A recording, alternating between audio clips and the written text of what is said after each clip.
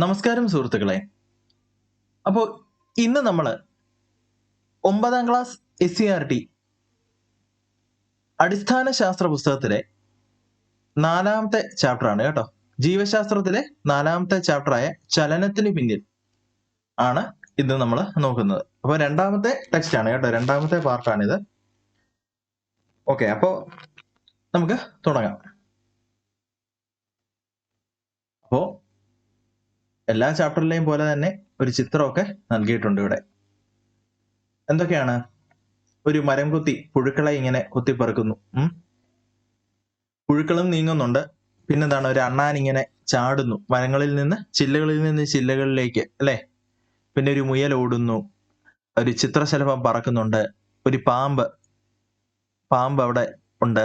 പിന്നെന്താണ്? ഒരു വണ്ടിനെ കാണാം, ചിത്രശലഭങ്ങളെ, ഇലകൾ വീഴുന്നു, ചെറിയ പുൽച്ചാടികള്, മറ്റ് വണ്ടുകള് എല്ലാം ഉണ്ട് കേട്ടോ. അപ്പൊ പല മൃഗങ്ങളെയൊക്കെ കാണിച്ചേക്കുവാ. ഇവയെല്ലാം എന്താണ്? ചലിച്ചുകൊണ്ടിരിക്കുന്നതായിട്ടാണ് ഇവിടെ കാണിച്ചിരിക്കുന്നത്.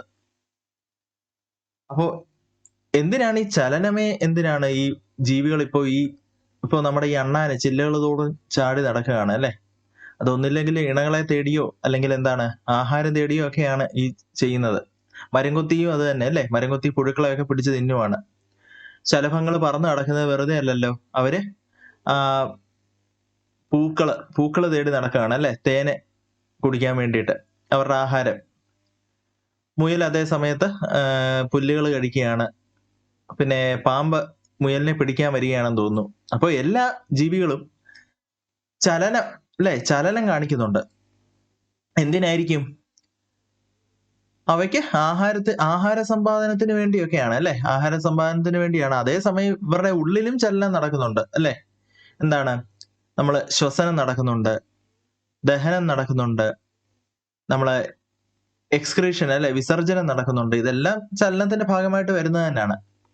അപ്പൊ ഈ ചലനത്തിനെല്ലാം തന്നെ ഊർജത്തിന്റെ ആവശ്യമുണ്ട്, അല്ലെ? ശരീരത്തിൽ ഉൽപ്പാദിപ്പിക്കുന്ന ഊർജത്തിന്റെ ഏറിയ പങ്കും ജന്തുക്കൾ ചലനത്തിനായാണ് വിനിയോഗിക്കുന്നത്.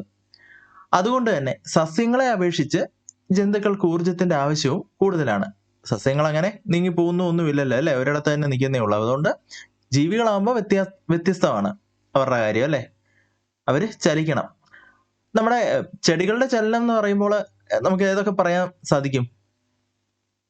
ഒരു സ്റ്റിമുലസിന് കൊടുക്കുന്ന റെസ്പോൺസ് ആയിട്ട്, അതായത് ഇപ്പോൾ നമ്മളെ ലൈറ്റിന്റെ കാര്യം നോക്കിയാല്, പ്രകാശം ഉള്ളപ്പോൾ ചെടികള് ആ സൂര്യപ്രകാശത്തിന്റെ അടുത്തേക്ക് വളരാൻ നോക്കും, അല്ലെ? അതേപോലെ വേര് എങ്ങോട്ട് വളരും? ഹൈഡ്രോട്രോപ്പിസ് എന്ന് പറയും, വെള്ളത്തിന്റെ അടുത്തേക്ക് വളരാൻ ശ്രമിക്കും. അപ്പൊ ഇതെല്ലാം തന്നെ ചെടികൾ കാണിക്കുന്ന ചലനങ്ങളാണ്.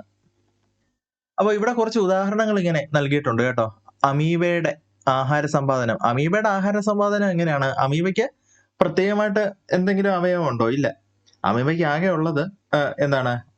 കപടപാദങ്ങളാണ്, അല്ലെ? അതിന്റെ കോശസ്തരം തന്നെ കപടപാദങ്ങളാക്കി മാറ്റിയാണ് അത് സഞ്ചരിക്കുന്നതും ആഹാരം സമ്പാദിക്കുന്നതും ഒക്കെ. പിന്നെ 2ാമത്തെ ചിത്രത്തില് മനുഷ്യരുടെ ശ്വാസകോശമാണ് കാണിച്ചിരിക്കുന്നത്. അവിടെ ശ്വസനം നടക്കുന്നതാണ് കാണിച്ചിരിക്കുന്നത് കേട്ടോ. പിന്നെന്താണ്? നമ്മളിപ്പോ പറഞ്ഞ ഉദാഹരണത്തിന്റെ കണക്കെ ഒരു ചെടി പ്രകാശത്തിന്റെ നേർക്ക് വളർന്നു പോവുകയാണ്. പിന്നെ അടുത്ത ചിത്രത്തിൽ നമുക്ക് കാണാൻ സാധിക്കുന്ന ഒരു മാനിനെ കടുവ വേട്ടയാടുന്നതാണ്, ഓടിച്ചിട്ട് പിടിക്കുകയാണ് കേട്ടോ. അപ്പൊ ഇവയിലെല്ലാം തന്നെ ചലനങ്ങളുണ്ട്. ജീവികളിൽ വിവിധ ആവശ്യങ്ങൾ നിറവേറ്റുന്നതിനായി വൈവിധ്യമാർന്ന ചലനരീതികളുണ്ടെന്ന് നമുക്കറിയാം. നഗ്നനേത്രങ്ങൾ കൊണ്ട് ദൃശ്യമാവുന്നതും അല്ലാത്തതുമായ നിരവധി ചലനങ്ങളും അതിന് അനുകൂലമായ വ്യത്യസ്ത ചലനോപാധികളും ജീവലോകത്ത് കാണപ്പെടുന്നുണ്ട്.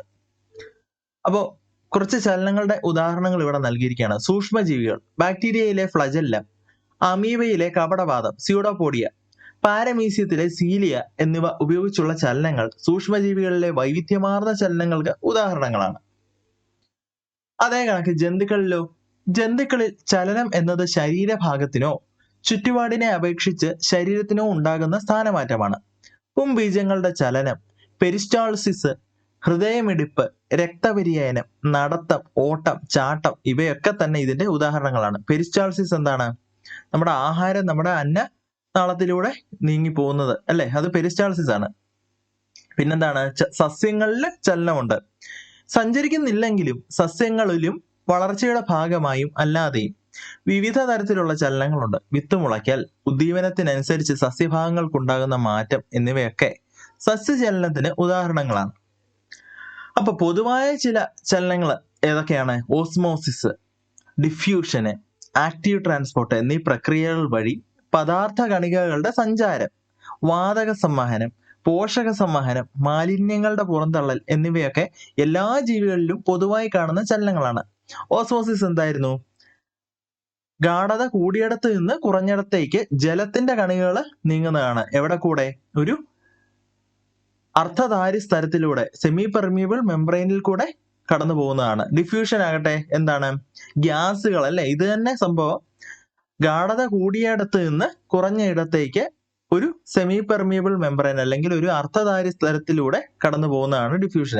ആക്റ്റീവ് ട്രാൻസ്പോർട്ട് ഓർമ്മയുണ്ടല്ലോ അല്ലെ, എനർജി ഉപയോഗിച്ച് കുറഞ്ഞ ഇടത്ത് നിന്ന് കൂടിയ ഇടത്തിലേക്ക്, ഗാഢത കുറഞ്ഞ ഇടത്തിൽ നിന്ന് കൂടിയ ഇടത്തിലേക്ക് വസ്തുക്കളെ കൊണ്ടുപോകുന്നതാണ് ആക്റ്റീവ് ട്രാൻസ്പോർട്ട് എന്ന് പറയുന്നത്. അപ്പൊ ഇവിടെ കുറച്ച് ചിത്രങ്ങളും ഒക്കെ തന്നിട്ടുണ്ട് കേട്ടോ, പല ജീവികളുടെ. പാരമീസിയത്തിന് ചുറ്റും ഇങ്ങനെ ചെറിയ ചെറിയ മുടികൾ പോലെ ഇങ്ങനെ കാണുന്നതാണ് സീലിയ എന്ന് പറയുന്ന അവയവം. അപ്പൊ അത് വെച്ചിട്ട് ഇങ്ങനെ നമ്മുടെ ഈ മത്സ്യങ്ങളുടെ ഒക്കെ പുറത്തെ ആ ഫിൻസ് ഒക്കെ ഉണ്ടല്ലോ, ആ ചിറക്, അതിങ്ങനെ അനങ്ങി പോകത്തില്ല, അതുപോലെയാണ് ഇവിടെ ഈ മൂവ്മെന്റ് വരുന്നത്. ഇങ്ങനെ ഓരോ ഈ ഈ മുടിനാരിയുടെ പോലെയുള്ള ഈ അവയവങ്ങൾ ഇങ്ങനെ അനങ്ങിയാണ് വെള്ളത്തിലൂടെ ഇത് പോകുന്നത്. യുഗ്ലീന ആണെങ്കിലോ, യുഗ്ലീനയിൽ ഫ്ലജല്ലയാണ് അല്ലേ. അപ്പോൾ ഇതിൽ സംഭവിക്കുന്നത്? അതിങ്ങനെ ചുഴറ്റിയാണ് അത് സഞ്ചരിക്കുന്നത്. മത്സ്യങ്ങൾക്ക് ചിറകുകൾ, അതുപയോഗിച്ചാണ് അത് നീന്തി പോകുന്നത്. പിന്നെ തവളയ്ക്ക് കാലുകളുണ്ട്, നല്ല ശക്തമായ കാലുകൾ അല്ലെ, നീന്താനും ഒക്കെ സഹായിക്കും, ചാടാനും. പിന്നെ തിമിംഗലങ്ങൾക്ക് ഫ്ലിപ്പേഴ്സ് ആണ് അല്ലെ, കൈകൾ തുഴകളായിട്ട് മാറിയിരിക്കുകയാണ്. പിന്നെ പക്ഷികളിലെ ചിറകുകളായിട്ട് പരിണമിച്ചിരിക്കുകയാണ് കൈകൾ. അപ്പോൾ പറന്ന് പോകാൻ സാധിക്കും അതുങ്ങൾക്ക് അല്ലെ. അപ്പോൾ ശരീര ചലനങ്ങൾ, കോശദ്രവ്യ ചലനങ്ങൾ, പദാർത്ഥങ്ങളെ കോശദ്രവ്യത്തിൽ ഉടനീളം വിതരണം ചെയ്യാൻ സഹായിക്കുന്നു കോശദ്രവ്യ ചലനങ്ങൾ. പിന്നെന്താണ്? സ്യൂഡോപോഡിയൽ ചലനം, ശ്വേത രക്താണുക്കളിൽ കവടവാതങ്ങള് സഞ്ചാരത്തിനും പ്രതിരോധത്തിനും സഹായിക്കുന്നു. പിന്നെ ഫ്ലജല്ലാർ ചലനം, അത് നമ്മുടെ ശരീരത്തിൽ കാണുന്ന എവിടെയാണ്? ബീജകോശങ്ങളുടെ ചലനത്തിന് സഹായിക്കുന്നു ഫ്ലജല്ലാർ ചലനം. അതേപോലെ സീലിയറി ചലനം, അതെവിടാണ്? ശ്വാസനാളത്തിലെയും അണ്ടവാഹിനിക്കുഴലിലെയും ചലനത്തിന് സഹായിക്കുന്നു. പിന്നെ പേശി ചലനം അല്ലെ, പേശികളുടെ സങ്കോചവും പൂർവ്വസ്ഥിതി പ്രാപിക്കലും വിവിധ ചലനങ്ങൾക്ക് സഹായകമാകുന്നു. അപ്പോ പേശികളുടെ പ്രവർത്തനമാണ് മനുഷ്യരിലെ വൈവിധ്യമാർന്ന ചലനങ്ങൾക്കും സഞ്ചാരത്തിനും കാരണമാകുന്നത്. പേശികളുടെ എന്ത് സവിശേഷതയാണ് ചലനത്തിന് സഹായിക്കുന്നത്? പേശികൾക്ക് ഒരു പ്രത്യേകതയുണ്ട് അല്ലെ, സങ്കോചിക്കുകയും പൂർവ്വസ്ഥിതി പ്രാപിക്കുകയും ചെയ്യാൻ സാധിക്കും. അങ്ങനെയാണ് ചലനം സാധ്യമാകുന്നത്. അപ്പോൾ പേശികളെ നമുക്ക് നോക്കാം. Muscle tissues. ശരീര ചലനങ്ങൾക്ക് കാരണമാകുന്ന സവിശേഷമായ കലകളാണ് പേശികൾ. ശരീരത്തിൽ വിവിധ തരത്തിലുള്ള പേശികളുണ്ട്. ഇവ പേശി കോശങ്ങൾ കൊണ്ടാണ് നിർമ്മിക്കപ്പെട്ടിരിക്കുന്നത്. പേശി കോശങ്ങളിൽ മർമ്മവും മിക്ക കോശാംഗങ്ങളും കാണപ്പെടുന്നു. എന്നാൽ മറ്റു കോശങ്ങളിൽ നിന്ന് വ്യത്യസ്തമായി ആക്റ്റിൻ, മയോസിൻ എന്നിങ്ങനെ അതിസൂക്ഷ്മങ്ങളായ പ്രോട്ടീൻ തന്തുക്കൾ ഇവയിൽ കൂടുതലുണ്ട്. ഈ തന്തുക്കളുടെ പ്രവർത്തനം മൂലം പേശികൾ സങ്കോചിക്കുകയും പൂർവ്വസ്ഥിതി പ്രാപിക്കുകയും ചെയ്യുന്നു. ഇത് ശരീരഭാഗങ്ങളുടെ ചലനം സാധ്യമാക്കുന്നു. അപ്പോൾ പ്രോട്ടീൻ തന്തുക്കൾ അല്ലെ, ആക്റ്റിനും മയോസിനും. അപ്പോൾ ഈ പ്രോട്ടീൻ തന്തുക്കൾ അതിന്റെ പ്രവർത്തനം കൊണ്ടാണ് പേശികൾ സങ്കോചിക്കുകയും പൂർവ്വസ്ഥിതി പ്രാപിക്കുകയും ചെയ്യുന്നത്. ഓക്കെ, അപ്പോൾ ഇനി നമുക്ക് പലതരം പേശികളെ കുറിച്ചൊന്ന് നോക്കാം. അപ്പൊ ആദ്യമായിട്ട് അസ്ഥിപേശി അഥവാ സ്കെലിറ്റൽ മസിലാണ്. സ്കെലിറ്റൽ മസിൽ അപ്പൊ എന്താണത്? പേര് പോലെ തന്നെ നമ്മുടെ അസ്ഥികളുമായി ബന്ധപ്പെടുത്തി ഉള്ള മസിലാണ് കേട്ടോ. അപ്പോൾ നമുക്ക് ചലനത്തിന് സഹായിക്കുന്ന മെയിൻ മസിലുകളാണ് ഇത്, ഈ അസ്ഥിപേശികൾ അഥവാ സ്കെലിറ്റൽ മസിൽ. അതിനുശേഷം നമുക്ക് നോക്കാനുള്ളത് മൃദുലപേശിയാണ് കേട്ടോ, സ്മൂത്ത് മസിലുകൾ. അപ്പോൾ സ്മൂത്ത് മസിലിന്റെ പ്രത്യേകത എന്താണ്? അത് നേരത്തെ നമ്മൾ കണ്ട അസ്ഥിപേശിയുടെ ഒരു പ്രത്യേകത എന്താണ്? അതിൽ ബാൻഡുകൾ പോലുള്ള വരകൾ പോലെ നമുക്ക് കാണാൻ സാധിക്കും, ബാൻഡുകൾ അല്ലെ. അപ്പോൾ അത് മാത്രമല്ല, അതില് പ്രോട്ടീൻസ് അല്ലെ, ആക്റ്റിനും മയോസിനും ഉണ്ട്. പക്ഷെ മൃദുല പേശിയിൽ എന്താണ്, അതില് സ്പേസുകളുണ്ട് ഇതിന്റെ അടുത്ത്. ഓരോ കോശങ്ങളുടെ ഇടയിലും സ്പേസുകളുണ്ട്. അത് മാത്രമല്ല അവ എവിടെയാണ് കാണപ്പെടുന്നത്, നമ്മുടെ അവയവങ്ങളിലാണ് ഈ സ്മൂത്ത് മസിൽ അഥവാ മൃദുല പേശികൾ കാണപ്പെടുന്നത്. അടുത്തായി നമുക്ക് ഉള്ളത് നമ്മുടെ ഹൃദയപേശിയാണ്. ഹൃദയപേശി എവിടെ ആയിരിക്കും കാണുന്നത്? ഹൃദയപേശി സ്വാഭാവികമായിട്ടും നമ്മുടെ ഹൃദയത്തിൽ തന്നെയാണ് കാണുന്നത്, അല്ലെ? Cardiac muscles. ഓക്കെ, അപ്പൊ വിവിധ തരം പേശികൾ നമുക്കിപ്പോ മനസ്സിലായല്ലോ. ശരി, അപ്പോൾ ഇനി നമുക്ക് പേശികളെ ഒന്ന് നിരീക്ഷിക്കാം. അപ്പോ വിവിധ തരം പേശികൾ, അല്ലെ? വിവിധ തരം പേശികളെ കുറിച്ച് നമ്മളിപ്പോ പറഞ്ഞു. കോശങ്ങളുടെ ആകൃതി അനുസരിച്ചും നമ്മുടെ ആക്റ്റിനും മയോസിന്റെ പ്രസൻസ് അനുസരിച്ചും എല്ലാം നമുക്കിതിനെ തരംതിരിക്കാൻ സാധിക്കും, അല്ലെ? അപ്പൊ അസ്ഥികളുമായി ബന്ധിപ്പിച്ചിരിക്കുന്ന പേശികൾ, അതിന്റെ പ്രത്യേകത എന്താണ്? നീണ്ടതും ഉരുണ്ടതുമായ കോശങ്ങളാണ്, അല്ലെ? അപ്പോ പൊള്ളയായ ആന്തരാവയവങ്ങളിലെ പേശികൾ, അതിന്റെ പ്രത്യേകത എന്താണ്? ആകൃതി എന്താണ്? നീണ്ടതും അഗ്രം കൂർത്തതുമായ കോശങ്ങളാണ് അവിടെ. ഹൃദയഭിത്തിയിലെ പേശികളോ നീണ്ടതും ശാഖകളുള്ളതുമായ കോശങ്ങളാണ്. കുറുവരകളുടെ സാന്നിധ്യം, അസ്ഥികളുമായി ബന്ധിപ്പിച്ചിരിക്കുന്ന പേശികളിൽ കുറുവരകൾ ഉണ്ടല്ലേ? ബാൻഡുകൾ കണക്കെയുള്ള പാറ്റേൺ ഉണ്ട്. പൊള്ളയായ ആന്തരാവയവങ്ങളിലെ പേശികൾക്കോ അതില്ല, കുറുവരകൾ കാണപ്പെടുന്നില്ല. ഹൃദയഭിത്തിയിലെ പേശികൾക്ക് കുറുവരകൾ കാണപ്പെടുന്നുണ്ട് കേട്ടോ. പിന്നെ അസ്ഥികളുമായി ബന്ധിപ്പിച്ചിരിക്കുന്ന പേശികളിൽ ശാഖകൾ ഉണ്ടോ? ശാഖകളില്ല. പൊള്ളയായ ആന്തരാവയവങ്ങളിലെ പേശികളിൽ ശാഖകൾ ഇല്ല. ഹൃദയഭിത്തിയിലെ പേശികളിലോ ശാഖകളുണ്ട്. ആഗ്രഹത്തിനനുസരിച്ച് പേശികളുടെ നിയന്ത്രണം അസ്ഥികളുമായി ബന്ധിപ്പിച്ചിരിക്കുന്ന പേശികളിൽ നടക്കുന്നതാണ്, അല്ലെ? നിയന്ത്രിക്കാൻ കഴിയുന്നതാണ്. പൊള്ളയായ ആന്തരാവയവങ്ങളിലെ പേശികൾ, അതിനെ നമുക്ക് നിയന്ത്രിക്കാൻ സാധിക്കില്ല, അല്ലെ? ആഗ്രഹത്തിനനുസരിച്ച് നിയന്ത്രിക്കാൻ സാധിക്കില്ല. പിന്നെന്താണ്? ഹൃദയഭിത്തിയിലെ പേശികൾ നിയന്ത്രിക്കാൻ കഴിയില്ല. അപ്പോ നമ്മുടെ ആഗ്രഹത്തിനനുസരിച്ച് നിയന്ത്രിക്കാൻ കഴിയുന്നതും ഐച്ഛിക പേശികൾ, നിയന്ത്രിക്കാൻ കഴിയാത്തവയും അനൈച്ഛിക പേശികളും ആയ പേശികൾ ശരീരത്തിലുണ്ട്. ഇവ ഓരോന്നും എവിടെയൊക്കെ കാണപ്പെടുന്നു? ഐച്ഛിക പേശികൾ നമുക്ക് കൈകളിലെ പേശികളിലും കാലുകളിലെ പേശികളിലും മറ്റുമെല്ലാം നമുക്ക് കാണാൻ സാധിക്കും. അനൈച്ഛിക പേശികളോ ഇൻവോളണ്ടറി മസിൽസ്, അന്നനാളത്തിലെ പേശികള്, ആമാശയത്തിലെ പേശികള്, കണ്ണിലെ ഐറിസിൽ വരുന്ന പേശികൾ, അതൊക്കെ അനൈച്ഛിക പേശികളാ, അല്ലെ? ഇൻവോളണ്ടറി മസിൽസ് തന്നെ പ്രവർത്തിക്കുകയാണ്. കൈകൾ മടക്കുകയും നിവർത്തുകയും ചെയ്യുന്നത് ഐച്ഛിക ചലനമാണ്. എങ്ങനെയാണ് ഈ ചലനം നടക്കുന്നത്? ഈ പ്രവർത്തനത്തിൽ മുഖ്യമായും 2 പേശികളാണ് പങ്കെടുക്കുന്നത്. അപ്പോൾ നമുക്ക് നമ്മുടെ കൈകളുടെ ചലനം എങ്ങനെയാണെന്ന് ഇനി നോക്കാം. അപ്പോ ടെൻഡൻസ് നമ്മുടെ മാംസത്തെ അസ്ഥികളുമായിട്ട് ഉറപ്പിച്ചു നിർത്താൻ സഹായിക്കുന്ന ഭാഗമാണ്. അപ്പോൾ മടക്കൽ പേശി കേട്ടോ. മടക്കൽ പേശി എന്ന് പറയുമ്പോൾ നമ്മൾ ബൈസെപ്സ് എന്ന് പറയും, അല്ലെ? ബൈസെപ്സ് എന്ന് പറയുന്ന മസിലുകളാണ് ഫ്ലെക്സർ മസിൽ. പിന്നെ നിവർത്തൽ പേശി, അത് നമ്മുടെ ട്രൈസ് ആണ്, എക്സ്റ്റൻസർ മസിൽ എന്നും പറയാം. അപ്പോ മുകൾ ഭാഗത്താണ് ഫ്ലെക്സർ മസിൽ വരുന്നത്, താഴെ ഭാഗത്തോ ഈ എക്സ്റ്റൻസർ മസിലാണ് വരുന്നത്. അപ്പോ ഈ കൈകളുടെ മടക്കലും നിവർത്തലും സാധ്യമാകുന്നത് 2 പേശികളുടെയും പരസ്പര വിരുദ്ധമായ പ്രവർത്തനത്താലാണ് കേട്ടോ. അപ്പോ ഈ ഒരു പ്രവർത്തനം കൊണ്ടാണ് ചലനങ്ങൾ സാധ്യമാവുന്നത്. ഓക്കെ, അപ്പോൾ പേശി ക്ലമം, മസിൽ ഫാറ്റീഗ്, അതെന്താണ്? കായിക പ്രവർത്തനങ്ങളിൽ ഏർപ്പെടുമ്പോൾ പേശികൾക്ക് തുടർച്ചയായി പ്രവർത്തിക്കേണ്ടി വരുന്നു. ഇതിന് ഏറെ ഊർജം ആവശ്യമാണ്. പേശി കോശങ്ങളിൽ ഓക്സിജന്റെ സാന്നിധ്യത്തിൽ കോശ ശ്വസനം നടന്ന് ATP രൂപപ്പെടുന്നു. ATP തന്മാത്രകളിൽ നിന്ന് ഊർജം സ്വീകരിച്ചാണ് പേശികൾ പ്രവർത്തിക്കുന്നത്. അസ്ഥിപേശികൾക്ക് തുടർച്ചയായി പ്രവർത്തിക്കേണ്ടി വരുമ്പോൾ വേണ്ട അളവിൽ ഓക്സിജൻ ലഭ്യമായില്ലെങ്കിൽ പേശി ക്ഷീണിക്കുകയും സങ്കോചിക്കാനുള്ള കഴിവ് താൽക്കാലികമായി നഷ്ടപ്പെടുകയും ചെയ്യുന്നു. ഈ അവസ്ഥയ്ക്കാണ് പേശി ക്ലമം അഥവാ മസിൽ ഫാറ്റീഗ് എന്ന് പറയുന്നത്. പേശികളുടെ പ്രവർത്തനം കൊണ്ട് മാത്രം ചലനം സാധ്യമാകുമോ? ഇല്ല, അല്ലേ?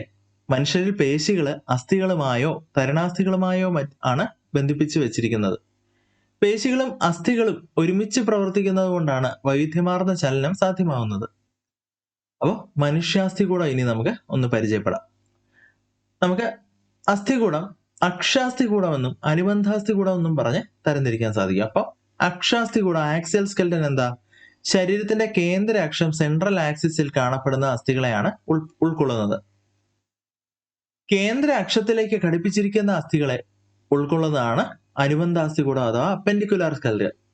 അപ്പൊ അക്ഷാസ്ഥികൂടത്തിൽ എന്തൊക്കെയാണ് ഉൾപ്പെടുന്നത്? നമ്മുടെ തലയോട് വരുന്നുണ്ട്, പിന്നെന്താണ്, മാറല് വരുന്നുണ്ട്, വാരിയല് വരുന്നുണ്ട്, നട്ടെല്ല് വരുന്നുണ്ട്. അതേ കണക്കെ നമ്മുടെ അനുബന്ധാസ്ഥികൂടത്തിലോ തോൾവലയം, ശ്രോണീവലയം, കൈകള്, കാലുകള് എന്നിവയൊക്കെയാണ്. അപ്പോ തലയോടില് മുഴുവൻ എത്ര അസ്ഥികളുണ്ട്? 29 അസ്ഥികളുണ്ട് നമ്മുടെ തലയോടില്, സ്കള്ളില്. വാരിയലാകട്ടെ എത്ര എണ്ണം ഉണ്ട്? 24 എണ്ണം ഉണ്ടല്ലോ, അല്ലെ? 12 വീതം, ഇരു സൈഡിലും 12 എണ്ണം വീതമുണ്ട്. അങ്ങനെ 24 എണ്ണം. തലയോട് നമുക്ക് 29 എണ്ണമാണ് അപ്പോൾ ഉള്ളത്. മാറല്ലെന്ന് പറഞ്ഞാൽ എന്താണ്? നമ്മുടെ ഈ റിബ്കേജിന്റെ നടുക്ക് വരുന്ന ഭാഗമാണ്, അല്ലെ? നമ്മുടെ നെഞ്ചിൻ കൂടിന്റെ നടുക്കായിട്ട് വരുന്ന ഭാഗമാണ് മാറല്, അതായത് സ്റ്റേണം എന്ന് പറയുന്നത്, അല്ലെ? ഒറ്റ ഒരു എല്ലായിട്ടിരിക്കുന്നത്. അപ്പൊ അത് ഒരെണ്ണമേ ഉള്ളൂ. പിന്നെന്താണ്? വാരിയല്, അല്ലെ? വാരിയല് നമുക്ക് 24 എണ്ണമാണ് ഉള്ളത്. ഇരു സൈഡുകളിലുമായിട്ട് 12 വീതം 24 എണ്ണമാണ് ഉള്ളത്. പിന്നെ നട്ടെല്ലാണ്. നട്ടെല്ല് നമുക്ക് 26 എണ്ണമാണ് നട്ടെല്ല് നമുക്ക് ഉള്ളത്, അല്ലെ? 26 എണ്ണം ചേരുന്നതാണ് നമ്മുടെ നട്ടെല്ല്. പിന്നെന്താണ് ഉള്ളത്? അനുബന്ധാസ്ഥികൂടമാണ്. അനുബന്ധാസ്ഥികൂടത്തില് തോൾവലയം നമുക്ക് 4 അസ്ഥികളാണുള്ളത് തോൾവലയത്തില്. പിന്നെന്താണ്? കൈകളിലും കാലുകളിലും നമുക്ക് 60 വീതം അസ്ഥികളാണുള്ളത്. ശ്രോണീവലയം അഥവാ പെൽവിക് ഗിർഡില് നമ്മുടെ ഇടുപ്പാണെങ്കിൽ നമുക്ക് 2 അസ്ഥികളാണ് ചേരുന്നത് കേട്ടോ, ഇടുപ്പ് ഭാഗത്തില്. അപ്പോ നമുക്ക് മനുഷ്യാസ്ഥികൂടത്തിന്റെ 2 വിഭാഗങ്ങൾ നമ്മളിപ്പോ പഠിച്ചല്ലേ? അസ്ഥികളുടെ ആകെ എണ്ണം നമ്മൾ നോക്കി. അക്ഷാസ്ഥികൂടത്തിലെയും അനുബന്ധാസ്ഥികൂടത്തിലെയും അസ്ഥികളുടെ എണ്ണവും നമുക്കിപ്പോ മനസ്സിലായി. അപ്പോ അസ്ഥികൂടത്തിൽ അസ്ഥികളുടെ ചലനം, ഓരോ ഭാഗത്തുമുള്ള അസ്ഥികളുടെ എണ്ണം എന്നിവയെല്ലാം നമ്മൾ മനസ്സിലാക്കി കഴിഞ്ഞു. ഇനി നമുക്ക് അസ്ഥിയുടെ ഘടന നോക്കാം. Structure of bone. അസ്ഥികൾ മനുഷ്യഭാരത്തിന്റെ 18% വരുന്നു. ശരീരത്തിന് ഘടനയും താങ്ങും സംരക്ഷണവും നൽകുന്നത് അസ്ഥികളാണ്. ഓരോ അസ്ഥിയെയും പൊതിഞ്ഞു കാണപ്പെടുന്ന ആവരണമാണ് പെരിയോസ്റ്റിയം. അസ്ഥികളിൽ രക്തക്കുഴലുകളും നാഡികളും ലിംഫ് വാഹികളും കാണപ്പെടുന്നുണ്ട്. കാൽസ്യം, ഫോസ്ഫേറ്റ്, കൊളാജൻ പ്രോട്ടീൻ, ലവണങ്ങൾ എന്നിവ അസ്ഥിക്ക് കാഠിന്യവും ബലവും നൽകുന്നുണ്ട്. അസ്ഥികളുടെ വളർച്ച, കേടുപാടുകൾ പരിഹരിക്കൽ, ധാതുക്കളെ നിക്ഷേപിച്ച് എല്ലുകളെ ശക്തവും ദൃഢവുമാക്കൽ എന്നിവ നിർവഹിക്കുന്നത് അസ്ഥികളിലെ ഓസ്റ്റിയോബ്ലാസ്റ്റ് എന്ന കോശങ്ങളാണ് കേട്ടോ. അപ്പോ ഇനി നമുക്ക് തരുണാസ്ഥി എന്താണെന്ന് നോക്കാം. തരുണാസ്ഥി അഥവാ കാർട്ടിലേജ്. അസ്ഥികളെക്കാൾ മൃദുവായതും വഴക്കമുള്ളതുമായ യോജകകലയാണ് എന്ത്? തരുണാസ്ഥി എന്ന് പറയുന്നത്. കൈമുട്ട്, കാൽമുട്ട്, കണങ്കാല് എന്നിവയിലെല്ലാം വാരിയെല്ലുകളുടെ അഗ്രങ്ങളിലും നട്ടെല്ലിലെ കശേരുക്കൾക്കിടയിലും ചെവിക്കുടയിലും മൂക്കിന്റെ അഗ്രഭാഗത്തും ശ്വാസനാളത്തിലും ഇവ കാണപ്പെടുന്നുണ്ട്. അസ്ഥികളുടെ അഗ്രഭാഗങ്ങളിൽ കാണപ്പെടുന്ന തരുണാസ്ഥി അസ്ഥിസന്ധികളിലെ ഘർഷണം കുറയ്ക്കുന്നു.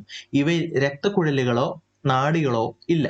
രക്തക്കുഴലിന്റെ അഭാവം മൂലം തരുണാസ്ഥി ഇതര കലകളെക്കാൾ സാവധാനത്തിലാണ് വളരുന്നത് കേട്ടോ. അപ്പോ എല്ലാ ജീവികളിലും മനുഷ്യനെ പോലെ അസ്ഥി നിർമ്മിതമായ ചട്ടക്കൂട് അഥവാ ആന്തരാസ്ഥികൂടം, ഉള്ളിലെ അസ്ഥികൂടം ഇല്ല. അപ്പൊ അത് നമുക്ക് എങ്ങനെ മനസ്സിലാക്കാൻ സാധിക്കും? ഈ ചെറിയ ജീവികൾ, ഇൻസെക്റ്റുകൾ, അല്ലെ? ആർത്രോപോഡയിൽ വരുന്ന ഇൻസെക്റ്റുകളെ നമ്മൾ നോക്കുവാണെങ്കിൽ, ഇപ്പോ പുൽച്ചാടികൾ, അല്ലെ? പുൽച്ചാടികൾക്കൊന്നും അല്ലെങ്കിൽ എന്താ പാറ്റ, വണ്ട്, അല്ലെ? ഇതിനൊക്കെ എന്ന് പറഞ്ഞാല് ഉള്ളിൽ അസ്ഥികൂടമില്ല, ആന്തരാസ്ഥികൂടമില്ല. പകരം കൈറ്റിൻ എന്ന മെറ്റീരിയൽ ഉപയോഗിച്ച് ഇതുങ്ങൾക്ക് എന്താണ്? ബാഹ്യമായ ഒരു അസ്ഥികൂടമാണുള്ളത് കേട്ടോ. ബാഹ്യമായ ഒരു അസ്ഥികൂടമാണുള്ളത്. അതേപോലെ തന്നെ നമ്മുടെ ഞണ്ട്, മണ്ണിര ഇവയ്ക്കൊന്നും എന്താണ്? ആന്തരാസ്ഥികൂടമില്ല, അല്ലെ? അപ്പോ നമുക്ക് ഈ ചട്ടക്കൂട്, ഈ എക്സോസ്കെൽറ്റനിൽ വരുന്ന വൈവിധ്യങ്ങളൊന്ന് നോക്കാം. ആദ്യമായി ഹൈഡ്രോസ്കെൽറ്റൻ ആണ് കേട്ടോ. ഹൈഡ്രോസ്കെൽറ്റൻ മണ്ണിരയുടെ ശരീരത്തിനുള്ളിൽ ദ്രവം നിറഞ്ഞിരിക്കുന്ന അറകളുണ്ട്. ശരീരാകൃതി നിലനിർത്തുന്നതിനും സഞ്ചാരത്തിനും ജലമാണ് ഇവിടുത്തെ ഉപാധി. ഈ സംവിധാനം പൊതുവെ ഹൈഡ്രോസ്കെൽറ്റൻ എന്നാണ് അറിയപ്പെടുന്നത്. ഹൈഡ്ര, ഒച്ച് എന്നിവയിലൊക്കെ തന്നെ ഹൈഡ്രോസ്കെൽറ്റൻ ആണ് ചലനത്തിന് സഹായിക്കുന്നത്. ഇനി നമുക്ക് എക്സോസ്കെൽറ്റൻ നോക്കാം. ബാഹ്യാസ്ഥികൂടം. ഞണ്ട്, കക്ക, ചിപ്പി എന്നീ ജന്തുക്കളിൽ കാണപ്പെടുന്ന കാൽസ്യം കാർബണേറ്റ് മുഖ്യ ഘടകമായ കാഠിന്യമുള്ള പുറംതോടും പുൽച്ചാടി, പാറ്റ എന്നിവയിലെ കൈറ്റിൻ കൊണ്ട് നിർമ്മിച്ചിരിക്കുന്ന ബാഹ്യാവരണവും ബാഹ്യാസ്ഥികൂടമാണ്. ഇവ പേശികളെ ഉചിത സ്ഥാനങ്ങളിൽ ബന്ധിപ്പിച്ച് ചലനത്തിനും സഞ്ചാരത്തിനും ശരീര സംരക്ഷണത്തിനും സഹായിക്കുന്നുണ്ട്. ഇനി നമുക്ക് ആന്തരാസ്ഥികൂടം കൂടെ നോക്കാം. എൻഡോസ്കെൽറ്റൻ. മനുഷ്യനുൾപ്പെടെ നട്ടെല്ലുള്ള ജീവികളിൽ തരുണാസ്ഥി, അസ്ഥി എന്നിവ കൊണ്ടുള്ള ചട്ടക്കൂടാണുള്ളത്. ശരീരത്തിന് ആകൃതി നൽകുകയും അവയവങ്ങളെ സംരക്ഷിക്കുകയും ചലനത്തിനും സഞ്ചാരത്തിനും സഹായിക്കുകയും ചെയ്യുന്ന ഈ സംവിധാനമാണ് ആന്തരാസ്ഥികൂടം എന്ന് അറിയപ്പെടുന്നത്. അപ്പോ ഇനി നമുക്ക് അസ്ഥിസന്ധികൾ, ജോയിന്റ്സ് ഒന്ന് നോക്കാം കേട്ടോ. അസ്ഥികൾ പരസ്പരം ബന്ധപ്പെട്ടിരിക്കുന്നത് അല്ലെങ്കിൽ ബന്ധിപ്പിച്ചിരിക്കുന്നത് എന്തുവഴിയാണ്? സന്ധികൾ വഴിയാണ്. ഇങ്ങനെ അസ്ഥികളെ തമ്മിൽ ബന്ധിപ്പിച്ചിരിക്കുന്നതിലൂടെ ചലനം സുഗമമാകുന്നു. അപ്പോ ഈ അസ്ഥിസന്ധിക്ക് ചില സവിശേഷതകളുണ്ട്. രണ്ട് അസ്ഥികളെയും ബന്ധിപ്പിച്ച് ലിഗമെന്റുകൾ കാണപ്പെടുന്നു. ഇതിന്റെ ഉള്ളിലായി കാണപ്പെടുന്ന ക്യാപ്സ്യൂൾ അസ്ഥികളുടെ സുഗമമായ ചലനത്തിന് സഹായിക്കുന്നു കേട്ടോ. അപ്പൊ ഓരോ അസ്ഥിയുടെയും അഗ്രഭാഗത്തെ പൊതിഞ്ഞ് തരുണാസ്ഥിയും കാണപ്പെടുന്നുണ്ട്. ഇത് അസ്ഥി തമ്മിലുള്ള ഘർഷണത്തെ കുറയ്ക്കുന്നു. സന്ധിയിലെ രണ്ട് അസ്ഥികൾ ഇടയിൽ കാണുന്ന ദ്രവമാണ് സൈനോവിയൽ ദ്രവം അല്ലെങ്കിൽ സൈനോവിയൽ ഫ്ലൂയിഡ്. ഇതും അസ്ഥികൾ തമ്മിലുള്ള ഘർഷണത്തെ കുറയ്ക്കുന്നുണ്ട്. സൈനോവിയൽ ദ്രവത്തെ ഉൽപ്പാദിപ്പിക്കുന്നത് സൈനോവിയൽ തരത്തിലെ സൈനോവിയൽ കോശങ്ങളാണ്. ഇനി നമുക്ക് വിവിധ തരം അസ്ഥിസന്ധികൾ നമുക്കൊന്ന് പരിചയപ്പെടാം. വിവിധ തരം അസ്ഥിസന്ധികൾ. അപ്പൊ ഏതൊക്കെ തരത്തിലുള്ള സന്ധികളാണ് നമ്മുടെ ശരീരത്തിലുള്ളത്? ഗോളരസന്ധി, വിജാഗിരി സന്ധി, കീലസന്ധി, പിന്നെന്താണ് തെന്നി നീങ്ങുന്ന സന്ധി. അപ്പോ ഈ ഗോളരസന്ധി എവിടെയാണ് കാണപ്പെടുന്നത്? ബോൾ ആൻഡ് സോക്കറ്റ് ജോയിന്റുകള്. അപ്പൊ നമ്മുടെ ഇടുപ്പെല്ലിലും കാണുന്നുണ്ട്, നമ്മുടെ തോളെല്ലിലും കാണുന്നുണ്ട് അല്ലെ. അപ്പൊ ഇത് ഒരു സർക്കുലാർ മോഷനിലായിരിക്കും അല്ലെ, ഒരു എന്താണ് പറയുന്നത്, ഒരു വൃത്താകാരത്തിലായിരിക്കും ഇതിന്റെ മോഷൻ വരുന്നത്, ഇതിന്റെ ചലനം വരുന്നത്. അതേപോലെ തന്നെ വിജാഗിരി സന്ധി, അതായത് രണ്ട് ഡയറക്ഷനിലോട്ട് മാത്രം, രണ്ട് സ്ഥാനങ്ങളിലേക്ക് മാത്രമേ ഈ ഒരു സന്ധി ചലനം സാധ്യമാകത്തുള്ളൂ. അത് നമ്മുടെ കൈമുട്ടുകളിലും കാൽമുട്ടുകളിലും ഒക്കെയാണ് കാണുന്നത് അല്ലെ. പിന്നെ കീലസന്ധി. കീലസന്ധി എവിടെയാണ്? നമ്മുടെ കഴുത്തിലാണ് അല്ലെ. കഴുത്തിലാണ് കീലസന്ധി കാണപ്പെടുന്നത്. അതായത് നമ്മുടെ കഴുത്ത് അങ്ങോട്ടും ഇങ്ങോട്ടും തിരിക്കുക അല്ലെ. അപ്പോൾ ആ ഒരു ചലനമാണ് കീലസന്ധി കൊണ്ട് നമുക്ക് സാധ്യമാകുന്നത്. പിന്നെ തെന്നി നീങ്ങുന്ന സന്ധി, അത് നമ്മുടെ എവിടാണ്? മണിബന്ധം എന്ന് പറയും. നമ്മുടെ കയ്യില്, നമ്മുടെ കയ്യിലാണ് കാണുന്നത് കേട്ടോ. മണിബന്ധം എന്ന് പറയുന്നതാണ് തെന്നി നീങ്ങുന്ന സന്ധി. നമുക്ക് റൊട്ടേറ്റ് ചെയ്യാനും സൈഡുകളിലേക്കും ഒക്കെ ചലിപ്പിക്കാൻ സാധിക്കുമല്ലോ നമ്മുടെ കൈത്തണ്ട, അതാണ് കേട്ടോ. അപ്പോൾ ശരീര വളർച്ചയും അസ്ഥികളുടെ വികാസവും. കുട്ടിക്കാലത്തിലെയും കൗമാരത്തിലെയും വളർച്ച അസ്ഥി വ്യവസ്ഥയുടെ വികാസവുമായി ബന്ധപ്പെട്ടിരിക്കുന്നു. അസ്ഥികളിൽ കാൽസ്യം എത്തിച്ചേരേണ്ടത് അസ്ഥികളുടെ കാഠിന്യവും ശക്തിയും ഉറപ്പുവരുത്താൻ അത്യാവശ്യമാണ്. കാൽസ്യം അടങ്ങിയ ഭക്ഷണങ്ങളായ പാലും പാലുൽപ്പന്നവും, അതായത് തൈരും എണ്ണയൊക്കെ, മത്സ്യങ്ങളും ഇലക്കറികളും ഈ പ്രായത്തിൽ ധാരാളം കഴിക്കേണ്ടതുണ്ട്. കാൽസ്യം ആഗിരണം ചെയ്യുന്നതിന് വൈറ്റമിൻ ഡിയും ആവശ്യമാണ്. ത്വക്കിൽ സ്വാഭാവികമായി വൈറ്റമിൻ ഡി ഉൽപ്പാദിപ്പിക്കാൻ സൂര്യപ്രകാശം ഏൽക്കുന്നതിന് ഉതകുന്ന കളികളിൽ ഏർപ്പെടാൻ സാധിക്കും. മുട്ട, കൊഴുപ്പുള്ള മത്സ്യം, അതായത് മത്തി, അയല എന്നിവ വൈറ്റമിൻ ഡിയുടെ നല്ല ഉറവിടങ്ങളാണ്. അസ്ഥി വികാസത്തിന് പ്രോട്ടീൻ അത്യാവശ്യമായതുകൊണ്ട് തന്നെ ഇറച്ചി, ബീൻസ്, പയറ് തുടങ്ങിയവ ആഹാരത്തിൽ സമൃദ്ധമായി ഉൾപ്പെടുത്തണം. പ്രായമാകുന്നതോടെ അസ്ഥികളുടെ സാന്ദ്രത കുറയുന്നത്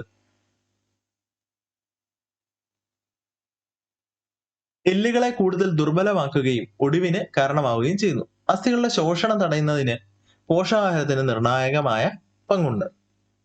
അപ്പോ പേശികൾക്കൊപ്പം അസ്ഥികളും ചേർന്ന് പ്രവർത്തിക്കുന്നത് കൊണ്ടാണ് ശരീരചലനം സാധ്യമാവുന്നതെന്ന് നമുക്ക് മനസ്സിലായി. അപ്പോ മറ്റ് എന്തൊക്കെ കാര്യങ്ങളാണ് നമ്മുടെ അസ്ഥികളുടെ ധർമ്മം മറ്റെന്തൊക്കെയാണ്? നമുക്കറിയാം അല്ലെ, മജ്ജ എന്ന് പറയുന്നത് എന്താണ്? നമ്മുടെ രക്തകോശത്തിന്റെ രൂപീകരണം നടക്കുന്നതാണ് അല്ലെ, എവിടെയാണ്? നടക്കുന്നത്. പിന്നെ മറ്റെന്തൊക്കെയാണ് നമ്മുടെ എല്ലുകൾ നമ്മളെ സഹായിക്കുന്നത്?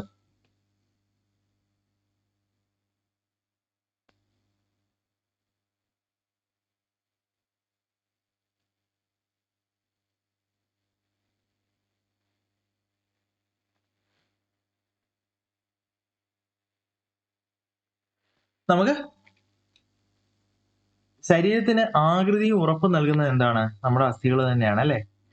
അതേപോലെ തന്നെ ആന്തരികാവയവങ്ങളെ സംരക്ഷിക്കുന്നതും അസ്ഥികൾ തന്നെയാണ്. നമ്മുടെ ഹൃദയം അല്ലെങ്കിൽ എന്താണ് നമ്മുടെ ശ്വാസകോശം, ഇതൊക്കെ എന്താണ് ആ ഒരു ചട്ടക്കൂടിനകത്ത് ഇരിക്കുകയാണ് അല്ലെ? നമ്മുടെ വാരിയലിന്റെ ഉള്ളിലായിട്ടാണ് ഇരിക്കുന്നത് അല്ലെ? പിന്നെന്താണ്, കാൽസ്യം, ഫോസ്ഫറസ് തുടങ്ങിയ ലവണങ്ങൾ സംഭരിക്കുന്നുണ്ട് കേട്ടോ. പിന്നെ പേശികൾ ഉറച്ചു നിൽക്കാനും സഹായിക്കുന്നു. അപ്പൊ ഇതൊക്കെ തന്നെ നമ്മുടെ അസ്ഥികളുടെ എന്താണ്, അസ്ഥികളുടെ ധർമ്മമാണ്. ഓക്കെ. അപ്പോ പേശികളും വ്യായാമവും, ചലനത്തിലൂടെ പേശീകോശങ്ങളുടെ സജീവത നമുക്ക് ഉറപ്പാക്കാൻ സാധിക്കും. വ്യായാമം പേശികളെ ദൃഢമാക്കുകയും കാര്യക്ഷമത വർദ്ധിപ്പിക്കുകയും ചെയ്യുന്നു. വ്യായാമം ശരീരത്തിന് ഏതൊക്കെ രീതിയിലാണ് പ്രയോജനപ്പെടുത്തുന്നത്? നമ്മുടെ വൈറ്റൽ കപ്പാസിറ്റി അല്ലെ, ശ്വാസകോശത്തിന്റെ കപ്പാസിറ്റി നമുക്ക് കൂടും. പിന്നെ കൈകാലുകളൊക്കെ നല്ല ബലമുള്ളതാവും അല്ലെ, ബലവത്താകും. അപ്പൊ അത് മാത്രമല്ല, ചലനശേഷിയും വഴക്കവും കൂടുകയും ചെയ്യുന്നു അല്ലെ. ശ്വാസകോശങ്ങളിലെ വൈറ്റൽ കപ്പാസിറ്റി കൂടുമ്പോൾ വാതക വിനിമയം കാര്യക്ഷമമായിട്ട് നടക്കും അല്ലെ. പിന്നെ പേശികളും അസ്ഥികളും, നമുക്ക് പേശികൾക്ക് ബലവും കരുത്തും കൂടുന്നു, അസ്ഥികൾക്ക് ബലം കൂടുന്നു.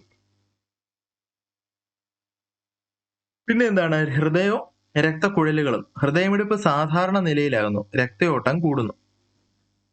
അപ്പോൾ കൂടുതൽ എഫീഷ്യന്റ് ആയിട്ട് നമ്മുടെ ഹൃദയമൊക്കെ പ്രവർത്തിക്കും. ഇപ്പൊ വൈറ്റൽ കപ്പാസിറ്റി എന്താണ്? ഗാഠമായ ഉച്ഛ്വാസത്തിന് ശേഷം ശക്തമായി നിശ്വസിക്കുമ്പോൾ പുറത്തുവിടുന്ന വായുവിന്റെ ആകെ അളവാണ് വൈറ്റൽ കപ്പാസിറ്റി. ഒരു വ്യക്തിക്ക് ശ്വസിക്കാൻ കഴിയുന്ന പരമാവധി വായുവിന്റെ അളവാണിത്. വ്യക്തിയുടെ ശ്വസനാരോഗ്യത്തിന്റെ അളവ് കൂടിയാണിത്. ഈ അളവ് പുരുഷന്മാരിൽ ഏകദേശം 4.5 ലിറ്ററും സ്ത്രീകളിൽ 3 ലിറ്ററുമാണ്. വൈറ്റൽ കപ്പാസിറ്റി കുറയുന്നത് ശ്വാസകോശ രോഗങ്ങളുടെ സൂചനയാകാം.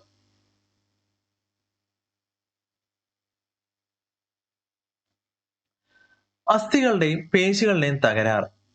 വിശ്രമമില്ലാതെ അമിതമായ പേശി പ്രവർത്തനം പേശികളെ ദോഷകരമായി ബാധിക്കും. പേശികളെ പോലെ അസ്ഥികൾക്കും പരിക്ക് സംഭവിക്കാം. തന്നിരിക്കുന്ന വിവരണം വിശകലനം ചെയ്യുക. അപ്പൊ നമുക്ക് ഒന്ന് വിശകലനം ചെയ്ത് നോക്കാം കേട്ടോ. അപ്പൊ എന്തൊക്കെയാണ്? ഓസ്റ്റിയോപോറോസിസ് അസ്ഥിഭാഗം നശിക്കുകയും സുഷിരം രൂപപ്പെട്ട് അസ്ഥിയുടെ കാഠിന്യം നഷ്ടപ്പെടുകയും ചെയ്യുന്ന ഒരു രോഗാവസ്ഥയാണ്. പ്രോട്ടീൻ, കാൽസ്യം, വൈറ്റമിൻ ഡി എന്നിവയുടെ അഭാവമാണ് ഈ രോഗാവസ്ഥയ്ക്ക് കാരണമാകുന്നത്. പിന്നെന്താണ്? Rheumatoid arthritis. ശരീരത്തിന് പ്രതിരോധശേഷി നൽകുന്ന വ്യവസ്ഥ ചിലരിൽ തരുണാസ്ഥിയെയും സൈനോവിയൽ സ്തരത്തെയും നശിപ്പിച്ചേക്കാം. ഇത് സന്ധികളിൽ അസഹ്യമായ വേദനയും നീർവീക്കവും ഉണ്ടാകുന്നു. ഈ വൈകല്യം പുരുഷന്മാരെക്കാൾ സ്ത്രീകളിലാണ് കൂടുതലായി കാണുന്നത്. പേശീക്ഷയം, മസ്കുലാർ ഡിസ്ട്രോഫി. പല കാരണങ്ങൾ കൊണ്ട് പേശികൾക്ക് നാശം ഉണ്ടാകുന്ന അവസ്ഥയാണ് മസ്കുലാർ ഡിസ്ട്രോഫി. പേശികൾ ദുർബലമാകുന്നു. സാധാരണയായി ആൺകുട്ടികളിലാണിത് കാണപ്പെടുന്നത്. ജീനുകളിൽ ഉണ്ടാകുന്ന മാറ്റമാണ് ഇതിന് പ്രധാന കാരണമായിട്ട് വരുന്നത്. അടുത്തത് ഉളുക്കാണ് കേട്ടോ. ഉളുക്ക്, സ്പ്രെയിന്. അപ്പൊ സന്ധിയിലെ അസ്ഥികളെ ബന്ധിപ്പിക്കുന്ന ലിഗമെന്റുകൾ വലിയുകയോ പൊട്ടുകയോ മറ്റും ചെയ്താൽ ഉണ്ടാകുന്ന പരിക്കാണ് ഉളുക്ക്. ഇത് സാധാരണയായി കണങ്കാല്, കൈത്തണ്ട, കാൽമുട്ടുകൾ തുടങ്ങിയവയിലെ സന്ധികളെയാണ് ബാധിക്കുന്നത്. വേദന, വീക്കം, ചതവ്, സന്ധി ചലിപ്പിക്കാനുള്ള ബുദ്ധിമുട്ട് എന്നിവയൊക്കെയാണ് ഉളുക്കിന്റെ ലക്ഷണങ്ങളെന്ന് പറയുന്നത്.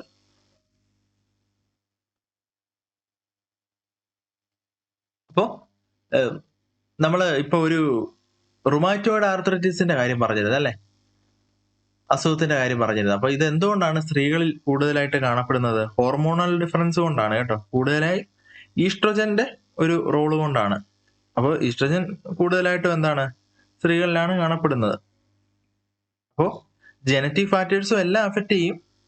എന്നാലും അതിന്റെ ഈ ഹോർമോണൽ ഇതും കൂടെ കൊണ്ടാണ് ഇൻഫ്ലുവൻസും കൂടെ കൊണ്ടാണ് സ്ത്രീകളിൽ ഈ അസുഖം കാണുന്നത് കൂടുതലായിട്ടും.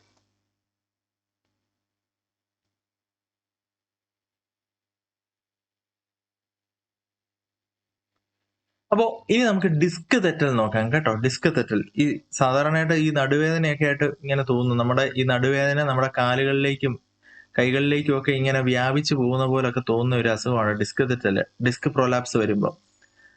അപ്പോൾ ശരീരത്തിന് താങ്ങ് നൽകുന്നതിനോടൊപ്പം സുഷുമ്നയ്ക്ക് സംരക്ഷണവും കൂടെ നൽകുന്ന ഭാഗമാണ് എന്ത്? നമ്മുടെ നട്ടെല്ല് അഥവാ വെർട്ടിബ്രൽ കോളം. നട്ടെല്ലിലുള്ള ഓരോ അസ്ഥിയെയും കശേരു വെർട്ടിബ്ര എന്ന് വിളിക്കുന്നു. രണ്ട് കശേരുക്കൾക്കിടയിൽ ജെല്ല് പോലുള്ള വസ്തു നിറഞ്ഞ ഇൻവെർട്ടിബ്രൽ ഡിസ്ക് എന്ന സവിശേഷ ഭാഗം കാണപ്പെടുന്നു. ഇവ നട്ടെല്ലിന് വഴക്കം നൽകുന്നതോടൊപ്പം ബാഹ്യക്ഷതങ്ങളിൽ നിന്ന് സംരക്ഷിക്കുകയും ചെയ്യുന്നു. കുനിയുക, നിവരുക തുടങ്ങിയ പ്രവർത്തനങ്ങളിൽ ഏർപ്പെടാൻ നമ്മെ പര്യാപ്തമാക്കുന്നത് ഇന്റർവെർട്ടിബ്രൽ ഡിസ്കിന്റെ സാന്നിധ്യമാണ്. ശരീരഭാരത്തെ നട്ടെല്ലിൽ ഉടനീളം തുല്യമായി വിതരണം ചെയ്യുന്നതും ഈ ഡിസ്കുകളാണ്. കശേരുക്കളുടെ തേയ്മാനം, പെട്ടെന്നുള്ള ആഘാതം, നട്ടെല്ലിന് ആവർത്തിച്ചുണ്ടാകുന്ന ആയാസം എന്നിവയൊക്കെ കൊണ്ട് ഇൻവെർട്ടിബ്രൽ ഡിസ്കിന്റെ ഉൾഭാഗത്തെ ജെല്ല് പോലെയുള്ള ഭാഗം പുറത്തേക്ക് തള്ളി വരും. ഈ അവസ്ഥയാണ് ഡിസ്ക് തെറ്റൽ. ഈ തള്ളൽ സുഷുമ്നാ നാഡികളിൽ സമ്മർദ്ദം ചെലുത്തുന്നതോടെ ശരീരഭാഗങ്ങളിൽ വേദനയും മരവിപ്പും ഉണ്ടാകും. ഇത് ഗുരുതരമായാൽ കഠിനമായ നടുവേദന, കാലുകളിൽ ബലക്കുറവ്, സംവേദനക്ഷമത നഷ്ടപ്പെടൽ എന്നിവയ്ക്കൊക്കെ കാരണമാകും. അടിയന്തരമായി വൈദ്യസഹായം ആവശ്യമുള്ള ഒരു സാഹചര്യമാണിത്. അപ്പോൾ അസ്ഥികൾക്കും പേശികൾക്കും പരിക്കുണ്ടായാൽ നൽകേണ്ട പ്രഥമ ശുശ്രൂഷകളെ പറ്റി ഇനി നമുക്ക് നോക്കാം. അപ്പോൾ ഇവിടെ പല ചിത്രങ്ങൾ നൽകിയിട്ടുണ്ട് കേട്ടോ. ഒരു ആളുടെ കൈ ഇങ്ങനെ ഒടിഞ്ഞിരിക്കുകയാണ്, അതപ്പോൾ ഇങ്ങനെ കൈ ഇങ്ങനെ അനങ്ങാതെ ഇങ്ങനെ കെട്ടിവെച്ചിരിക്കുകയാണ്. അതേപോലെ തന്നെ കാലനക്കാതെ സ്പ്ലിന്റ് എന്ന് പറയും, ഒരു വസ്തു വെച്ച് ഇങ്ങനെ കെട്ടിവെച്ചിരിക്കുകയാണ്. അതിപ്പോൾ എന്ത് വേണേലും വെച്ച് കെട്ടിവെക്കാം. ഒരു പലകയോ അല്ലെങ്കിൽ അതുപോലത്തെ ഒരു ഫൈബറോ ഒക്കെ വെച്ച് നമുക്ക് കെട്ടിവെക്കാൻ സാധിക്കും അല്ലെ. അനങ്ങാതിരിക്കാൻ വേണ്ടിയാണ്, പൊട്ടലൊക്കെ ഉണ്ടായി കഴിഞ്ഞാൽ. അപ്പോൾ പിന്നെന്താണ് ബാൻഡേജ്. ബാൻഡേജ് വെച്ച് നമ്മൾ മുറിവ് നമുക്ക് അടയ്ക്കാൻ വേണ്ടി ഉപയോഗിക്കുന്നതാണ്. കൂടുതൽ രക്തസ്രാവം ഉണ്ടാവാതെ നമ്മൾ ചെയ്യുന്ന കാര്യമാണത്.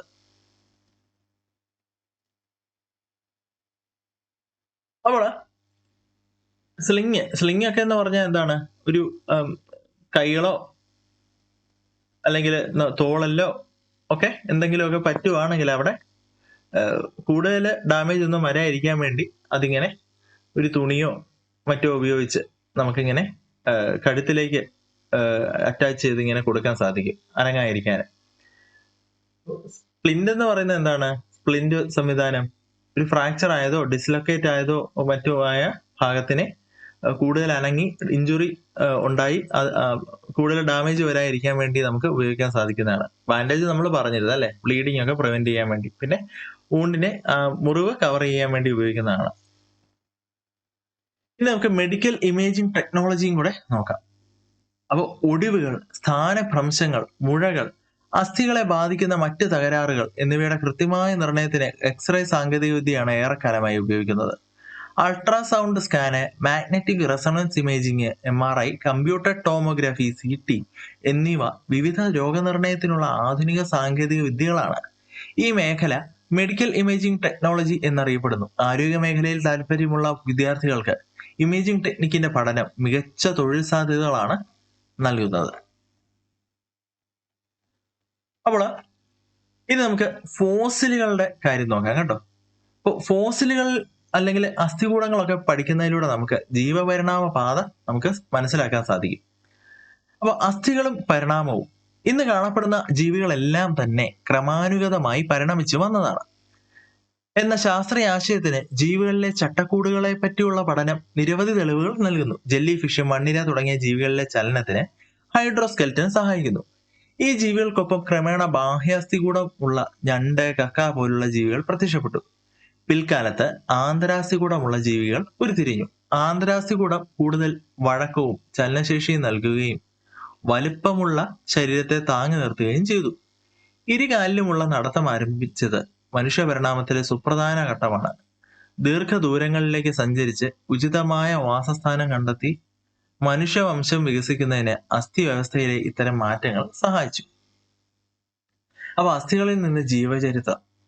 കോടിക്കണക്കിന് വർഷം കൊണ്ട് ഭൂമിയിലെ ജീവന്റെ വൈവിധ്യം രൂപപ്പെട്ടതിനെ കുറിച്ച് സമഗ്രമായ വിശദീകരണം നൽകുന്ന ശാസ്ത്ര ആശയമാണ് ജീവപരിണാമം.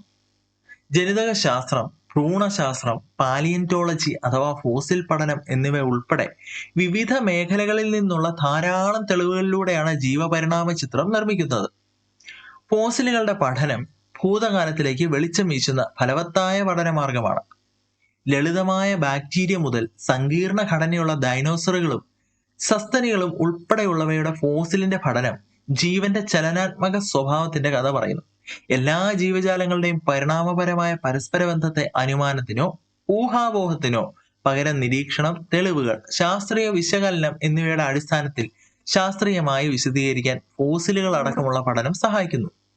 പ്രകൃതിയുടെ നിഗൂഢതകൾ അനാവരണം ചെയ്യുന്നതിൽ ശാസ്ത്രീയ അന്വേഷണത്തിന്റെ പ്രാധാന്യവും തെളിവുകളെ അടിസ്ഥാനമാക്കി നിഗമനങ്ങൾ രൂപപ്പെടുന്നതിൽ ശാസ്ത്രത്തിന്റെ പങ്കും തിരിച്ചറിയാൻ ജീവപരിണാമ പ്രക്രിയ സഹായിക്കും. പുരാതനമായ അസ്ഥികഷ്ണത്തിൽ നിന്ന് DNA വേർതിരിച്ചെടുത്ത് വിശകലനം ചെയ്തതിലൂടെ മനുഷ്യ പൂർവിക ജീവികളും ആധുനിക മനുഷ്യരും തമ്മിലുള്ള ജനിതക സാമ്യ വ്യത്യാസങ്ങളെക്കുറിച്ചുള്ള നിർണായക കണ്ടെത്തലുകളാണ് സ്വാറ്റെ പാബോ എന്ന സ്വീഡിഷ് പരിണാമ ജനിതക ശാസ്ത്രജ്ഞൻ നടത്തിയത്. ഫോസിലുകളിൽ നിന്ന് DNA വീണ്ടെടുക്കുന്നതിനും വിശകലനം ചെയ്യുന്നതിനുമുള്ള ആധുനിക സാങ്കേതിക വിദ്യകളിലൂടെയാണ് അദ്ദേഹം പാലിയോജീനോമിക്സ് എന്ന ശാസ്ത്രശാഖയ്ക്ക് അടിത്തറയിട്ടത്. വംശനാശം സംഭവിച്ച ഹോമിനിനുകളുടെ ജീനോമിനെ കുറിച്ചും മനുഷ്യ പരിണാമത്തെക്കുറിച്ചുമുള്ള നൂതന കണ്ടെത്തലിന് 2022 അദ്ദേഹത്തിന് നോബൽ സമ്മാനം ലഭിക്കുകയുണ്ടായി. ഇനി നമുക്ക് സസ്യങ്ങളുടെ ചലനം കൂടെ നോക്കാം. Movement in plants. ജന്തുക്കളിൽ മാത്രമല്ല സസ്യങ്ങളിലും ചലനമുണ്ട്. ഉദ്ദീപനം അഥവാ സ്റ്റിമുലസിനനുസരിച്ചാണ് സസ്യചലനം നടക്കുന്നത്. ജീവജാലങ്ങളിൽ പ്രതികരണത്തിന് കാരണമാവുന്ന ആന്തരികമോ ബാഹ്യമോ ആയ പ്രേരണയാണ് ഉദ്ദീപനം. പ്രകാശം, ജലം, ഭൂഗുരുത്വം, സ്പർശം, രാസവസ്തുക്കൾ മുതലായവയാണ് സസ്യചലനത്തിനിടയാക്കുന്ന ഉദ്ദീപനങ്ങൾ. അപ്പോൾ ഇവിടെ നമുക്ക് കാണാൻ സാധിക്കും എന്താണ്, ഒരു ചെടി, ഒരു വള്ളിച്ചെടി ഇങ്ങനെ പടർന്ന് ഇങ്ങനെ കയറുകയാണ്, ചുറ്റി ചുറ്റി കയറുകയാണ്. അപ്പൊ സ്പർശമാണ് അല്ലെ, സ്പർശം വഴിയാണത് മനസ്സിലാക്കുന്നത് അവിടെ ഇങ്ങനെ ഒരു വസ്തു കൊണ്ട് പടർന്ന് കയറാൻ സാധിക്കുന്നത്. അതുപോലെ തന്നെ എന്താണ്, ഒരു പ്രകാശത്തിന്റെ ഇടത്തേക്ക് ഇലകൾ വളർന്നു പോകുന്നു. ഒരു ചെടിച്ചട്ടിയിലെ ചെടിയുടെ ഇലകൾ പ്രകാശത്തിന്റെ നേർക്ക് വളർന്നു പോകുന്നു. തൊട്ടാവാടി നമ്മൾ തൊടുമ്പോൾ അല്ലേ ഒരു റെസ്പോൺസ് കാണിക്കും, അടയുന്നല്ലേ, അതൊരു റെസ്പോൺസ് ആണ്. പിന്നെ എന്താണ്, സന്ധ്യാസമയമൊക്കെ ആകുമ്പോഴത്തേനും ഈ ഇലകൾ ഇങ്ങനെ കൂമ്പി നിൽക്കും അല്ലെ, അടഞ്ഞു നിൽക്കും. അപ്പൊ അതൊക്കെ സസ്യങ്ങളിലെ ചലനങ്ങളാണ്. അപ്പൊ സസ്യചലനത്തിനെ നമുക്ക് ട്രോപ്പിക ചലനവും അല്ലെങ്കിൽ നാസ്തിക ചലനവും എന്ന് നമുക്ക് തരംതിരിക്കാൻ സാധിക്കും. Tropic movement and nastic movement. അപ്പൊ ട്രോപ്പിക ചലനം എന്ന് വെച്ചാൽ ഉദ്ദീപന ദിശയ്ക്ക് അനുസരിച്ചുള്ള ചലനമാണ് കേട്ടോ. ഉദ്ദീപന ദിശയ്ക്ക് അനുസരിച്ചുള്ള ചലനമാണ്. നാസ്തിക ചലനം എന്ന് പറഞ്ഞാലോ ഉദ്ദീപന ദിശയ്ക്ക് അനുസരിച്ചല്ലാതെയുള്ള ചലനമാണ് നാസ്തിക ചലനം എന്ന് പറയുന്നത്. അപ്പോ പ്രകാശത്തിനോട് കാണിക്കുന്ന റെസ്പോൺസ് എന്ന് പറഞ്ഞാൽ അത് ട്രോപ്പിക ചലനമാണ് കേട്ടോ. പ്രകാശത്തിന്റെ നേർക്കാണ് പോകുന്നത് അല്ലെ, പ്രകാശ ട്രോപ്പിക ചലനമാണത്. അതേസമയം വേരുകള്, ഈ സസ്യങ്ങളുടെ വേരുകള് ഭൂഗുരുത്വത്തിനോട് കാണിക്കുന്നതോ അത് ഭൂഗുരുത്വ ട്രോപ്പിക ചലനം എന്ന് പറയും. കാരണം ഗ്രാവിറ്റിയുടെ അടുത്തേക്കാണ് വേരുകൾ കടന്നു പോകുന്നത് അല്ലെ. അപ്പൊ അത് ഭൂഗുരുത്വ ട്രോപ്പിക ചലനമാണ്. പിന്നെന്താണ് ജല ട്രോപ്പിക ചലനം. അപ്പോൾ അവിടെയും എന്താണ്, വേരുകൾ തന്നെയാണ്. വേരുകള് ഈ ജലത്തിന്റെ അടുത്തേക്ക് തന്നെ അല്ലേ പോകുന്നത്, അല്ലാതെ മാറിപ്പോകത്തില്ല അല്ലെ.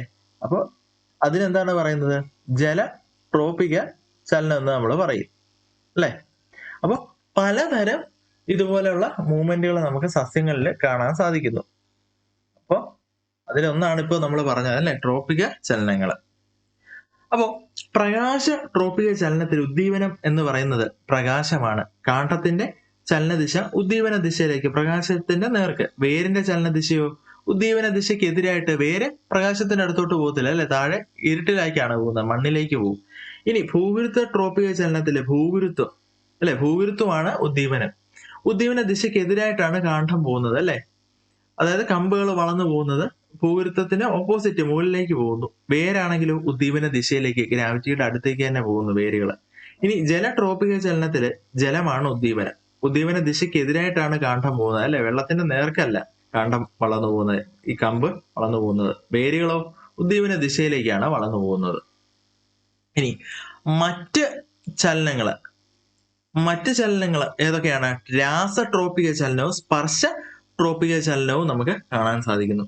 അപ്പോൾ രാസട്രോപ്പിക ചലനത്തില് രാസവസ്തുക്കളാണ് ഈ ചലനത്തിന് കാരണം. പരാഗണ സമയത്ത് പരാഗനാളിക അണ്ഡാശയത്തിലേക്ക് വളരുന്നതൊക്കെ ഇതിന് ഉദാഹരണമാണ് കേട്ടോ, രാസട്രോപ്പിക ചലനത്തിന് ഉദാഹരണമാണ്.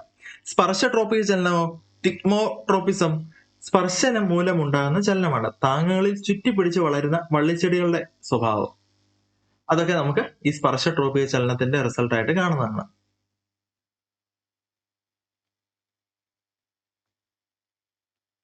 അപ്പോ അവസാനമായിട്ട് ഇവിടെ ഒരു തൊട്ടാവാടി ചെടിയുടെ കാര്യം കൂടെ പറഞ്ഞിട്ടുണ്ട്. അപ്പോ തൊട്ടാവാടി ചെടിയിൽ നമ്മൾ തൊട്ടു നോക്കിയാൽ എന്താണ് അവിടെ സംഭവിക്കുന്നത്? തൊട്ടാവാടിയുടെ ഇലകള് അടയും അല്ലേ? അപ്പോ അതെന്താണ്? നാസ്തിക ചലനമാണ്. അപ്പോ സീസ്മോനാസ്റ്റിക് മൂവ്മെന്റ് എന്ന് നമുക്ക് പറയാൻ സാധിക്കും ഇത്. അപ്പോ അതിന്റെ ഇലകൾ അടഞ്ഞു പോകും അല്ലേ? എന്തുകൊണ്ടാ? ഒരു ബാഹ്യ ഉത്തേജനത്തിന് പ്രതികരണമായിട്ട് സംഭവിക്കുന്ന ചലനമാണ്. ഈ ചലനത്തിന് ഉത്തേജനത്തിന്റെ ദിശയുമായിട്ട് ബന്ധം വരുന്നില്ല. അപ്പോ നാസ്തിക ചലനത്തിന് കൂടുതലായിട്ടുള്ള ഉദാഹരണം നമുക്ക് ചോദിച്ചു കഴിഞ്ഞാൽ നമുക്ക് സൂര്യകാന്തി പൂക്കള് കേട്ടോ, സൂര്യകാന്തി പൂക്കള് സൂര്യപ്രകാശത്തിനനുസരിച്ച് തിരിയുന്നത്, പിന്നെ എന്താണ്, സസ്യങ്ങളുടെ ഇലകൾ രാത്രിയിൽ അടയുകയും പകൽ വിരിയുകയും ചെയ്യുന്നു. പിന്നെന്താണ്, വീനസ് ഫ്ലൈ ട്രാപ്പ്, ആ ചെടി അറിയാലോ, ഇരയെ പിടിക്കാൻ ഇലകൾ അടയ്ക്കുന്നത്. അതൊക്കെ ഒരു എക്സാമ്പിൾ ആണ് കേട്ടോ. അപ്പോ കോശങ്ങളിലെ തന്മാത്രാ ചലനം മുതൽ ജീവികളിലെ വൈവിധ്യമാർന്ന ചലനം വരെ ജീവികളുടെ നിലനിൽപ്പിനുള്ള അനുകൂലനമാണ്. ഇവയെക്കുറിച്ചുള്ള അറിവ് ജീവലോകത്തെ ചലന വൈവിധ്യങ്ങളുടെ അത്ഭുതത്തെ അനാവരണം ചെയ്യുക മാത്രമല്ല, ജീവന്റെ പരിണാമത്തെക്കുറിച്ച് ഉൾക്കാഴ്ച നൽകുകയും ചെയ്യുന്നു. പരിണാമ പ്രക്രിയ മാറിക്കൊണ്ടിരിക്കുന്ന ചുറ്റുപാടുകളോട് പൊരുത്തപ്പെടാൻ ജീവിവർഗങ്ങളെ സഹായിക്കുന്നു. നിരന്തരം ഉയർന്നു വരുന്ന പ്രശ്നങ്ങളെ നേരിടുന്നതിന് സമൂഹവും പരിവർത്തനാത്മക ചലനങ്ങൾക്ക് വിധേയമാകേണ്ടതുണ്ട്. നിലനിൽപ്പിനും പുരോഗതിക്കും കൂടുതൽ നീതിയുക്തമായ ലോകത്തെ പിന്തുടരാനും ഈ ചലനങ്ങൾ നമ്മെ സഹായിക്കും.